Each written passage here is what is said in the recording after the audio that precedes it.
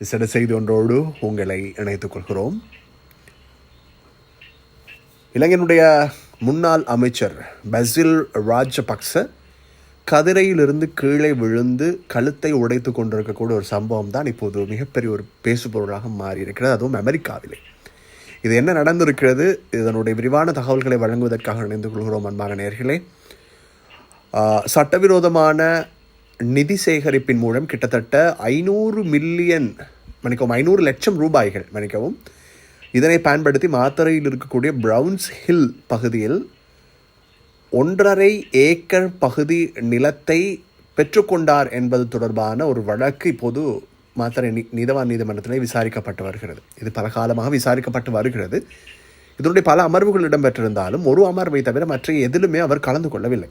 பசில் ராஜபக்ச இப்போது இருப்பது அமெரிக்காவிலே. இந்த வழக்கின் 4வது குற்றவாளியாகவும் 3வது குற்றவாளியாகவும் இருப்பவர்கள் ஒன்று பசில் ராஜபக்ச, மற்றவர் பசில் ராஜபக்சவினுடைய மனைவியினுடைய சகோதரி. இந்த 4 பேரில் இருவர் அனைவருக்கும் பிணை இருக்கிறது. அவர்கள் இருவரும் நீதிமன்றத்தில் ஆஜராகி இருந்தார்கள். ஆனால் இவர்கள் இருவரும் ஆஜராகவில்லை. இவர்களில் மாத்தரை நீதவான் சாத்துர திசாநாயக்க முன்னிலையில் இந்த வழக்கு மீண்டும் 2 தினங்களுக்கு முன்னர் எடுத்துக்கொள்ளப்பட்டது விசாரணைகளுக்காக. இதன் போது அரசு தரப்பிலே ஆஜரான அல்லது முறைப்பாட்டாளர் சார்பிலே ஆஜரான பிரதி சொலிசிட்டர் ஜெனரல் லக்மினி கிரிஹாகம என்ன தெரிவித்திருந்தார் என்றால், ஒரு மிக முக்கியமான ஒரு விடயம் அதுதான், இந்த வழக்கினுடைய 3வது குற்றவாளியான பசில் ரோஹண ராஜபக்ச இறுதியாக 2024ஆம் ஆண்டு செப்டம்பர் மாதம் 18ஆம் தேதி நீதிமன்றத்திலே ஆஜராகி இருந்தார். கிட்டத்தட்ட 1 வருடத்திற்கு முன்பு. அதன் பிறகு எந்த ஒரு வழக்கிலுமே அவர் ஆஜராகவில்லை. அதற்கு காரணமாக அவர் மருத்துவ அறிக்கை என்றால் முழுமையான மருத்துவ அறிக்கை அல்ல, ஒரு சிறு மருத்துவ குறிப்பினூடாக நீதிமன்றத்துக்கு தெரிவித்திருந்தார். தன்னுடைய சட்டத்தரணி மூலம் தான் அமெரிக்காவிலே ஒரு கதிரையிலிருந்து விழுந்து அதன் மூலம் கழுத்து உடைந்து அதன் பிறகு வைத்தியர்கள் மூலம் முதுகுப்புறமும் காயமடைந்திருப்பதாகவும் வைத்தியர்கள் அவருக்கு விமானத்திலே பயணிப்பதற்கு கொடுக்கக்கூடாது, அவ்வாறு பயணம் செய்யக்கூடாது, அனுமதி கொடுக்கக்கூடாது என்று கேட்டுக்கொண்டதற்கிணங்க அவரால் வழக்குகளில் கலந்து கொள்ள முடியாமல் இருப்பதாகவும் தெரிவித்திருப்பதாக இதன் போது தெரிவிக்கப்பட்டது.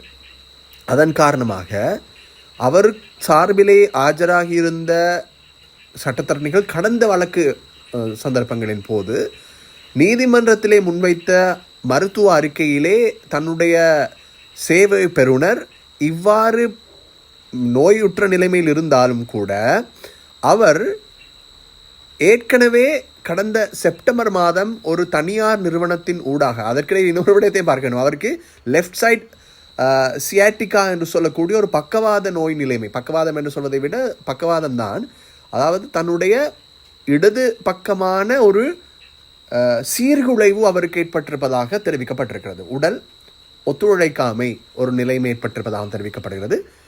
இந்த வைத்திய அறிக்கை 2025 செப்டம்பர் 16ஆம் தேதி கொடுக்கப்பட்டு 6 மாதங்களுக்கு அவர் எங்குமே பயணம் செய்யக்கூடாது என்றும் தெரிவிக்கப்பட்டிருந்ததாக தெரிவிக்கப்படுகிறது. ஆனால் என்ன நடந்திருக்கிறது தெரியுமா? அந்த திருடன் எங்கு அகப்படுகிறான் என்று பார்த்துக் கொள்ளுங்கள்.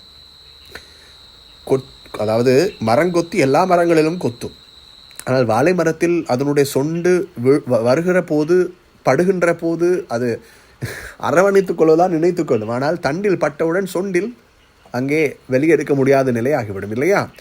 வாழை மரத்தின் சொண்டு தண்டு மரங்கொத்தினுடைய சொண்டை என்ன செய்யும் என்பது உங்களுக்கு தெரியும். அதுதான் இங்கே நடந்திருக்கிறது. இப்படி இருக்கக்கூடிய நிலையில் கடந்த செப்டம்பர் 25ஆம் தேதி நவம்பர் 18லிருந்து 21ஆம் தேதி வரை இலங்கைக்கு வந்து செல்வதற்கு ஒரு விமான டிக்கெட்டை அல்லது விமான சீட்டை இவர் பெற்றிருக்கிறார். பிறகு அதனை உடனடியாக அவர் இல்லாமலும் செய்திருக்கிறார். இதனை பிரதி சொலிசிட்டர் ஜெனரல் லக்மினி கிரிஹாகம நீதிமன்றத்துக்கு அறிவித்தார். இதனை வைத்து பார்க்கின்ற போது பசில் ராஜபக்ச ஏதோ பொய்யாக நடந்து கொள்கிறார் என்பது புலப்படுகிறது என்று முறைப்பாட்டாளர் சார்பிலே முறைப்பாட்டாளர் சார்பில் ஆஜரான பிரதி சொலிசிட்டர் ஜெனரல் லக்மினி கிரிஹாகம தெரிவித்திருக்கிறார். இதில் இன்னொரு விடயமும் இருக்கிறது. என்ன தெரியுமா?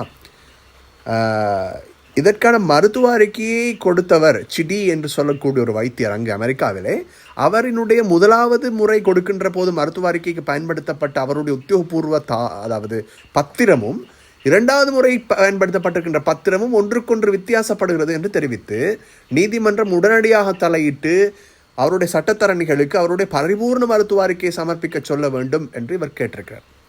ஆனால் எது எப்படியோ மீண்டும் இந்த வழக்கு 2026 மே மாதத்துக்கு ஒத்திவைக்கப்பட்டிருக்கிறது. அதுதான் மிக முக்கியமான ஒரு விடயம். பசில் ராஜபக்ச உண்மையிலேயே பொய் சொல்கிறாரா அல்லது இந்த வழக்கிலிருந்து தப்பித்துக் கொள்வதற்கு முயற்சிக்கிறாரா என்பதெல்லாம் நீதிமன்றத்தோடு சம்பந்தப்பட்ட விடயம். ஆனால் இங்கு பிரதி சொலிசிட்டர் ஜெனரல் அவர்கள் தெரிவித்த கருத்துக்களை வைத்து பார்க்கின்ற போது நாங்கள் ஒன்றை புரிந்து கொள்ளக்கூடியதாக இருக்கிறது. நீதிமன்றத்தை ஏமாற்றுகின்ற நோக்கில் ஏதோ ஒன்று இவர்கள் செய்திருக்கிறார்களா என்ற ஒரு விடயத்தை புலப்படுத்திக் கொள்ளக்கூடியதாக இருக்கிறது. அதனைத்தான் பிரதி சொலிசிட்டர் ஜெனரல் அவர்களும் நீதிமன்றத்தில் தெரிவித்திருந்தார். ஆக நீதிமன்றம் தலையிட்டு உடனடியாக அவரை இலங்கைக்கு அழைத்து வருவதற்கு நடவடிக்கை எடுக்க வேண்டும் என்பதனை தெரிவித்திருந்தார். என்றால் குறித்த விமானச்சீட்டை அவர் பெறுகின்ற போது விமானச்சீட்டை பெறுகின்ற அந்த தனியார் நிறுவனத்தினுடைய அந்த பத்திரத்தில் கூட தெளிவாக கேட்கப்பட்டிருந்தது உங்களுக்கு எப்படி பயணிப்பது சௌகரியம் என்று. அதில் கூட அவர் வெறுமனே ஒருவரின் துணையோடு விமானத்தில் ஏறி பயணிக்கலாம் சாதாரண மனிதர்களைப் போல என்றுதான் குறிப்பிட்டிருந்தார். இந்த அசௌகரியமும் இல்லை என்று. ஆனால் அவருக்கு வேறு ஆக்சிஜன் தேவைகளோ வேறு கதிரைகளோ அல்லது அவரை சௌகரியமாக அழைத்து வருவதற்கான மருத்துவ வசதிகளோ தேவை என்று எந்த இடத்திலும் குறிப்பிடவில்லை, கட்டில்களோ எதுவுமே. அப்படியானால் அவருக்கு அப்படிப்பட்ட ஒரு விடயத்தையும் கொடுத்து விட்டுத்தான் அவர் விமானச்சீட்டையும் பெற்றிருக்கிறார். அப்படி என்றால் நீதிமன்றத்திற்கு அறிவிக்கப்பட்ட மருத்துவ அறிக்கை பொய்யா அல்லது பசில் ராஜபக்ச விமானச்சீட்டை பெற்றுக்கொண்டது பொய்யா? இரண்டில் ஒன்று பொய்யா இருக்க வேண்டும் இல்லையா? அவ்வளவு பெரிய விடயம் உள்ள ஒருவருக்கு ரணில் விக்ரமசிங்கே இலங்கையினுடைய ஜனாதிபதி, முன்னாள் ஜனாதிபதியாக இருந்து இப்போது ஜனாதிபதியாக கூட அனுரகுமார் திசாநாயக்கவருடைய ஆட்சி இப்போது அவருக்கு எதிராக வழக்கு விசாரணைகள் இடம்பெற்றுக் கொண்டிருக்கின்ற போது இப்போது என்ன நடக்கிறது? அவரினுடைய மருத்துவ அறிக்கையில் என்ன குறிப்பிடப்பட்டிருந்தது என்றால் ரணில் விக்ரமசிங்கவினுடைய நோய் நிலைமைகள் விவரிக்கப்பட்டிருந்தன. அதிலே அவருக்கு மிக கஷ்டமான ஒரு காலம் இருப்பது தெரிய வந்தது. ஆனால் அந்த வழக்கினுடைய பிணை கொடுக்கப்பட்டதனை தொடர்ந்து அவர் எவ்வளவு உல்லாசமாக சுற்றித் திரிகிறார் என்பதனை எங்களால் பார்க்கக்கூடியதாக இருக்கிறது. அப்படியான நேரத்தில் நீதிமன்றத்தை ஏமாற்றுகின்ற பல செயல்களை ஒவ்வொருவரும் செய்வார்கள் சட்டத்தரணிகளூடாக. அதாவது கொழும்பில் இருந்து கொண்டே வேறெங்கோ இருப்பது போன்றும் செய்வார்கள். அதனால்தான் பலருடைய விமான கடவுச்சீட்டுகளும் முடக்கப்படும் அல்லது நாட்டை விட்டு தப்பிச் சென்று விடுவார்கள். இதனால் தான் கடவுச்சீட்டுகள் எல்லாம் அதாவது முடக்கப்படும்.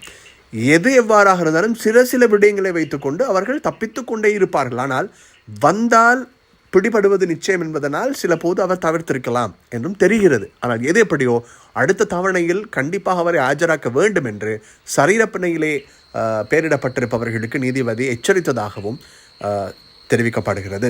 ஆகவே பசில் ராஜபக்சவினுடைய தற்போதைய நிலை அவர் குறிப்பிட்டிருக்கிறதன் பிரகாரம் அவர் மிக ஒரு கஷ்டமான காலத்தில் இருக்கிறார் என்பதனை புரிந்து கொள்ளக்கூடியதாக இருக்கிறது. தொடர்ந்து அன்பான நேயர்களே.